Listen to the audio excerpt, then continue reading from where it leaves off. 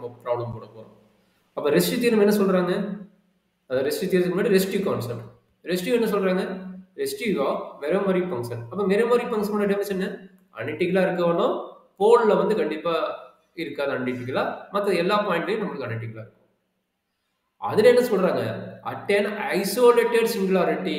That is a very very important. நான் isolated கேஸா? இல்ல. Isolated சிங்குலாரிட்டியா இருக்கணுங்கிறாங்க.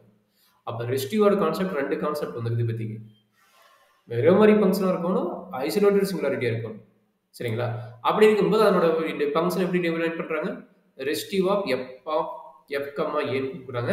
அதை எப்படி டிஃபைன் பண்றாங்க? இது வந்து nth ஆர்டருக்கு. அது சிம்பிள் போலுக்கு எப்படி டிஃபைன் பண்றாங்க? இந்த மாதிரி டிஃபைன் பண்றாங்க. அப்ப ரெஸ்டிவ் கண்டுபிடிக்கணும். நம்ம ரெஸ்டிவ்ங்கிறது நமக்கு ஃபைண்ட் அவுட் பண்ண போறோம். அப்ப f of z corresponding the pole. z equal to a corresponding the pole. அந்த z equal to a வந்து சிம்பிள் போலா இருந்தா, okay, z equal to a simple போலா இருந்ததுன்னா அதனோட ஃபார்முலா என்னங்கறாங்க? Limit z tends to a z minus a into f of z போட்டா போதும். Okay, z minus a into f of z போட்டா போதும்.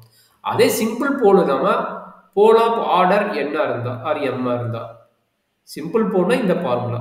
அப்ப போல் ஆஃப் ஆர்டர் m இருந்தா என்ன ஃபார்முலா? அதே ஐடியா தான். z tends to a z minus a into n minus 1 order.